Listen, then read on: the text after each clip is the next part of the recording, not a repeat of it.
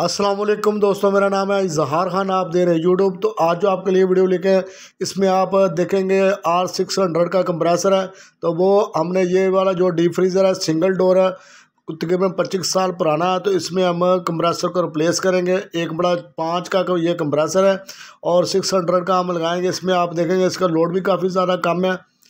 अगर दोस्तों आपने अभी तक हमारे चैनल को सब्सक्राइब नहीं किया तो सब्सक्राइब ज़रूर कर लें और वीडियो को लास्ट तक ज़रूर देखिएगा। अगर आपको वीडियो अच्छी लगे तो लाइक भी करें, शेयर भी करें। तो दोस्तों ये हम मार्केट में आ गया, यूज़ में कंप्रेसर ले रहे हैं। अगर आपने परचेज़ करना हो इर्द गिर्द में, तो ये बहुत ही अच्छे हमारे दोस्त हैं। तकरीबन हम काफ़ी अर्से से इनसे परचेज़ कर रहे हैं। तो दोस्तों इसको हम चेक करके देंगे। हमारे ये भाई इरफान साहब है, इनका नाम है। तो इसमें देखेंगे इसको जो ना लोड इसका चेक किया जाएगा और इसका देखेंगे आप ऑन कर दिया गया। तो ये 6.1 जो ना 2 पॉइंट ले रहा है।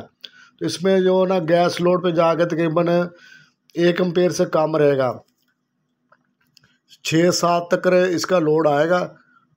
तो 1 एम्पेयर से यानी कि कम रहेगा। दूसरा कंप्रेसर जो होते हैं आम 134 वाले, उसमें जो है ना 1 एम्पेयर या 1 एम्पेयर से भी ज़्यादा उसका लोड आता है। तो ये चेक हो चुका है, सिर्फ टेस्ट ही करना होता है कि ऑन है। ज़्यादा देर एयर में नहीं चलाना चाहिए। तब हम आ गए शॉप पे, वर्कशॉप में। तो ये वाला आप फ्रीज़र देख सकते हैं, काफ़ी पुराना है। तो दोस्तों इसमें डेट लिखी हुई है 1997 का ये है। तो तकरीबन 25 साल के करीब बन रहे हैं। तो अभी जो ना अंदर वाले हालत काफ़ी बेहतर है। तो इसका कंप्रेसर हम रिप्लेस करेंगे R600 का। तो ये हमने इसको लगा दिया, टांके वगैरह चेक कर लिए हैं। अभी फ़िल्टर हम इसमें लगाएंगे। फ़िल्टर बिल्कुल नया लगाना है, सेकंड हैंड। ये आप वैसे जो पुराना यानी कि पड़े हुए की वजह से हो गया, बाकी ये नया एयर की वजह से। तो इसको हम रिप्लेस कर देंगे। तो फ़िल्टर वही लगते हैं जो आम तौर पे यूज़ होते थे 134 में। तो इसको हम लगा देंगे। उसके बाद आपने इसको वैक्यूम डीप अच्छे तरीके से करना, ताकि जो ना R600 ने रहना भी वैक्यूम पे होता है, अंडर प्रेशर इसने चलना होता है। तो ये फ़िल्टर भी आपने अच्छे तरीके से लगाना है। जैसा कि तकरीबन आधी इंची के करीब जो ना कैपरी ट्यूब और जो ना पाइप कंडेंसर है वो इंसर्ट होना चाहिए, इंटर होना चाहिए। उसके बाद आपने टांके लगाने हैं।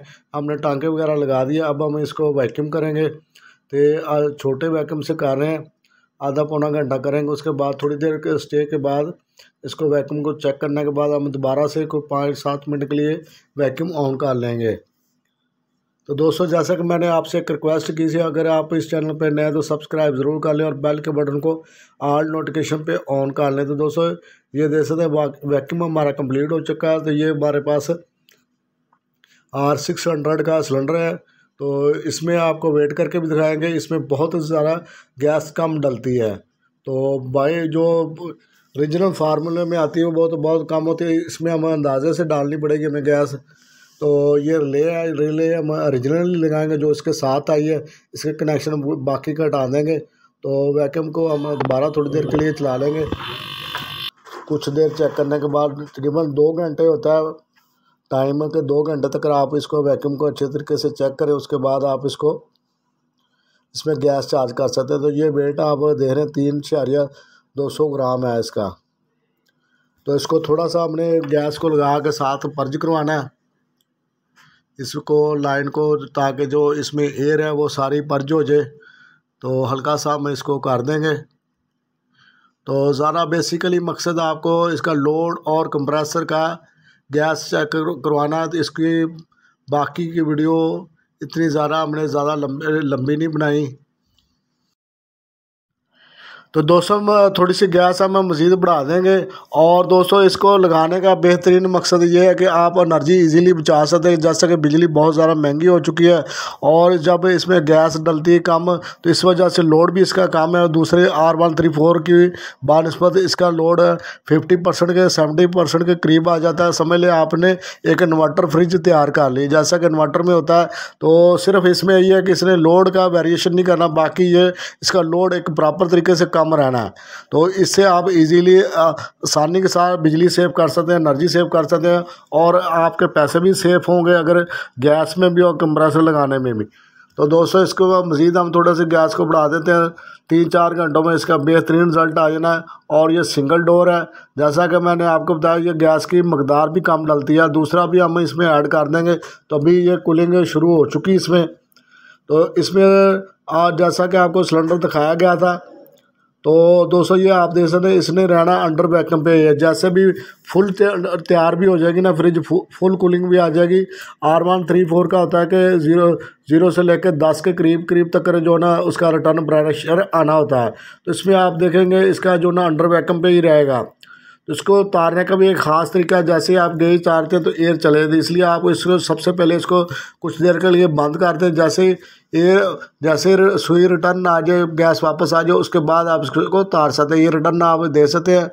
इसमें रिटर्न आ गई है नमी, तो इसको थोड़ी देर और मज़ीद चलने देंगे। तभी बाहर ज़्यादा इतना टेम्परेचर नहीं है, 20 के करीब जो ना बाहर का टेम्परेचर, इस वजह से इतनी जल्दी ये रिटर्न इसकी आ गई है। जैसा कि मैंने आपको बताया कि इसके में आपको एक तो सेफ तरीके से डालनी गैस, आग से बचने के लिए फ्लेमेबल गैस है। इसलिए आप अगर अच्छा काम जानते हैं या अपने उस्ताद के सीनियर बंदे के तहत ही काम करें। तो दोस्तों अगर आपको हमारी वीडियो अच्छी लगे लाइक ज़रूर करें और अपने दोस्तों के साथ शेयर भी करें। तो इसी तरह हम जैसा कि सीज़न शुरू होने वाला है, RAC और मुख्तलिफ़ चीज़ों की वीडियो अपलोड करते रहते हैं। तो देखो कूलिंग सारी आ चुकी है पूरी दीवारों पे। तो अभी हम इसको ऑफ़ कर देंगे और अपने गेज लाइन को उतार लेंगे। जैसा कि मैंने आपको बताया था प्रेशर ऊपर जा चुका है, इसको बंद कर दिया, लीकेज चेक करेंगे। अल्लाह हाफ़िज़ दोस्तों।